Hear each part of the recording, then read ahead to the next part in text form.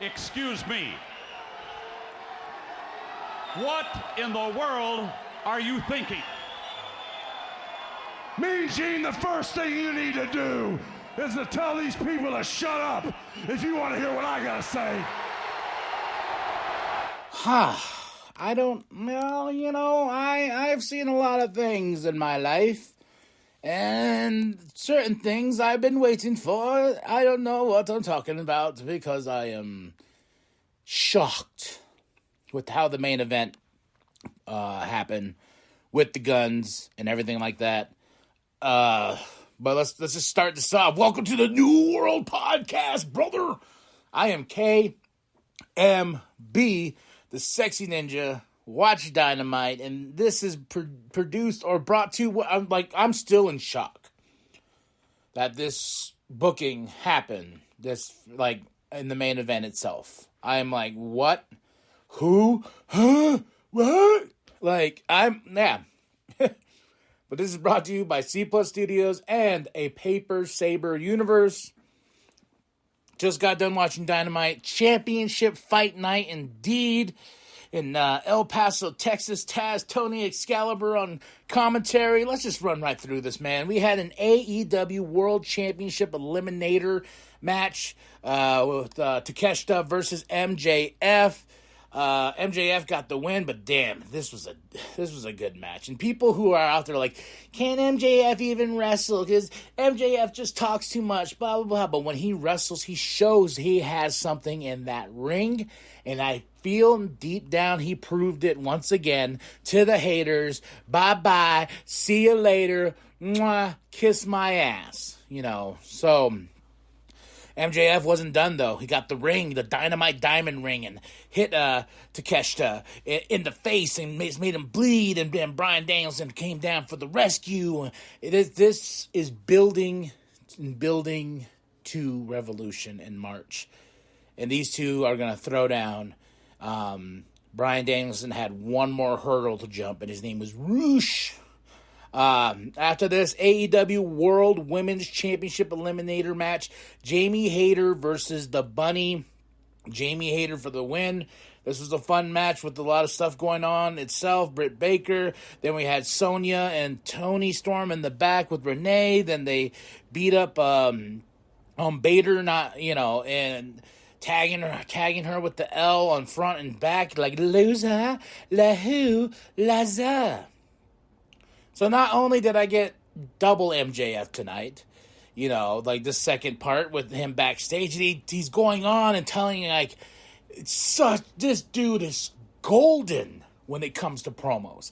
And this promo itself and the way, the context of where he was going with it, talking about he fell in love with this chick, she was beautiful, blah, blah, blah, blah. He's going on, and he goes, and he's telling a story where he's driving a car, and she's giving him, a little loving, and he's getting distracted, and out of nowhere, bam, they hit a tree, and, there's blood, her head's in the windshield, this and that, and he hears the sirens, and so right then and there, he takes this woman and puts her in the driver's seat, making it look like she was driving the car, and then that analogy of being like, see, Brian, I'm willing to do whatever I need to do to stay champion.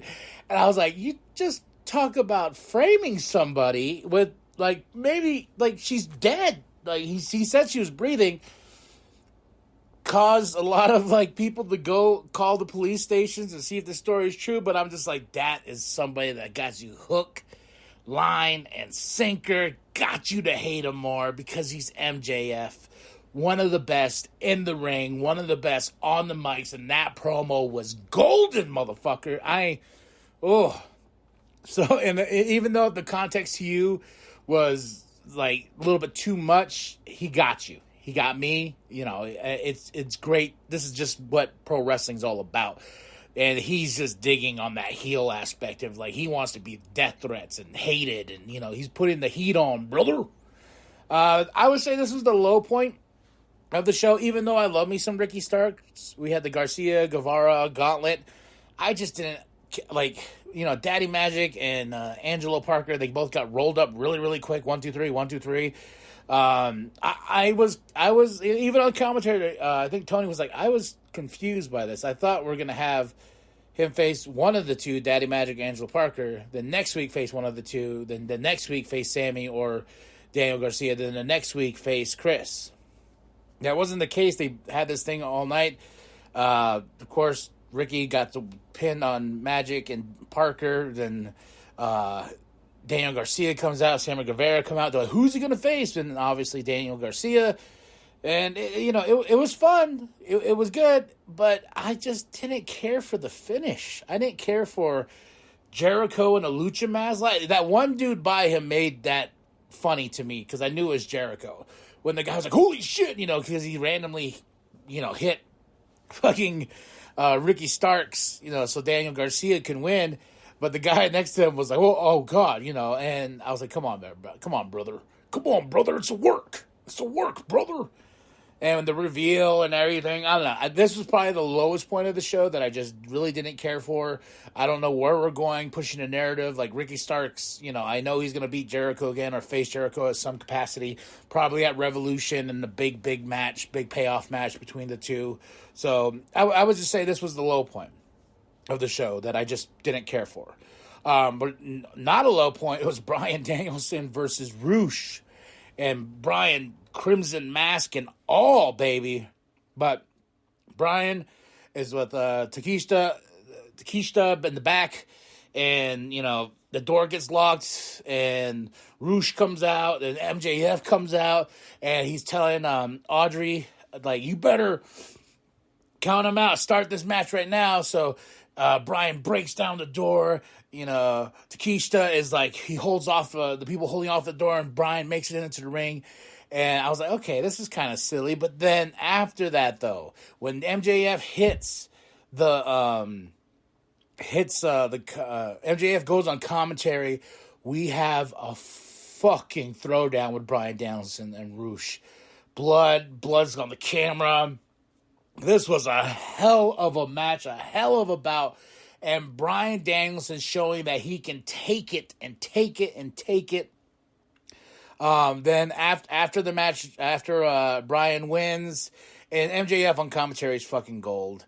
There's a part where Roosh was about to lick the blood. That was fucking crazy. MJF goes down, hits him with the ring, and then the officials are coming out, and MJF's hitting officials. He's trying to put an end to Bryan Danielson and telling him, you're not making it to Revolution. Good shit right here, man. I really didn't care for the starting of it. Like, he's locked in there, he's got a count, but MJF made it entertaining the best. I got triple MJF in one night. Yeah. Good. The Jokers and Practical Jokers are backstage. I guess Chris Jericho is going to be on the show tonight or tomorrow, whenever. I haven't seen that. I haven't seen the Practical Jokers for a while, but I do follow Q with TESD, and TESD is Tell 'em Steve Dave podcast with him, Walter, and Brian. It's a great podcast. It's really fucking funny. I was listening to the latest episode, the Q spot, yesterday, and I was walking and laughing, and people were probably looking at me like I'm mad because it's a good stuff. It's good shit, man. You should check it out. Tell 'em Steve Dave. So now we have the Elite versus Top Flight and AR Fox. How'd you think this was gonna go? It was gonna go awesome. That's how it went, baby. That's how it went. I had my Chinese food here. I got, I got all the food right here, the soup, everything while the TV's playing. I'm watching like, oh my God, rice coming out of my mouth. I'm just like, yes, just give me more of this. Just give me more. I got it on Rampage, and now I got it here. And Top Flight, AR Fox, man, are superb, top-notch athletes in the spots, along with the Elite and Kenny Omega. This Don Callis was on with commentary with everybody. He's talking about it. He's like, yeah, I'm a little worried because Top Flight and Air Fox, they have nothing to lose and everything to gain. This was a damn good match. I really, really enjoyed it. We had a Hook package backstage, and Stokely's talking shit. He's like, oh, Hook this, Hook that, Hook's the reason, blah, blah, blah, blah. Then Hook comes and grabs him, and he's like, you're going to pay for it. I'm Hook. Arrgh, matey. But with the Impractical Jokers, I see here, they stole Chris's bat, so that's probably going to be part of the show for Impractical Jokers, so see how that goes. People drop the comments below if you still watch the Impractical Jokers. I think it's like 10 seasons now or something like that. So, now, the AEW World Tag Team Championship match going in a direction I knew was going to happen, but not the way I wanted it to happen, if that makes sense.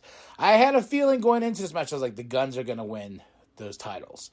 But with their father's assistance, the biggest turn, Billy Gunn turning on the Acclaimed and rolling out with his sons. When Billy came out, I was like, oh shit, they hit him with the belt. I was like, oh, okay, maybe we're building, okay? It was a lot of like, okay, bam, hit, roll up, 1, 2, 3. That crowd too was like, what the fuck? Like I said, at the starting of the show, you heard me. I was like, because I just finished it, I was like, oh my god. And the thing, and I heard the bullshit chants came on. Bullshit, but no. The Guns deserve this tag team championship. Like, they deserve those titles. I really do like the Guns, and I love their work. But I was waiting. for Billy Gunn to attack the Acclaim. Like, there's moments where I was like, this is where he kick him in the balls. No, this is where.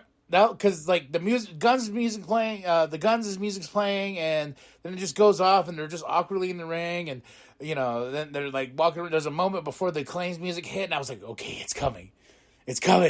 No. Oh, missed opportunity. Tony, come on, that would have sent some shockwaves through the pro wrestling, nerds like us, man. I was waiting for that turn and then him joining his sons as the new tag team champions. That's what I wanted. But I didn't get it. But now I think we're going to get a big rematch at Revolution because we still have a pay-per-view we're trying to build to. I give this show a 3.5 out of 5, but it's still a solid fucking show. So, Dynamite, baby, in the bag. Now on to Rampage and SmackDown. Let's go, Dan, brother. Okay, tell me what you thought of this show. What was your highs? What were your lows? What was your likes? What was your not likes? What made you love or hate? Because we're pro wrestling fans and we have opinions. Okay?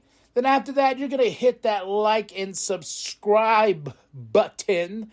And then, oh my gosh, the Chinese food is all over the place because of this show. Share with your grandma, share with your grandpa, share with the bum down at Walmart. I am KMB, the sexy ninja. And as always, the New World Podcast is for life, brother. Her head had cracked my windshield. She was not moving at all, and I put my finger underneath her nose, and thank God she was breathing. And then off in a distance, police sirens began to roar. There it was, Dragon, adversity. In that moment, I found out what type of man I am.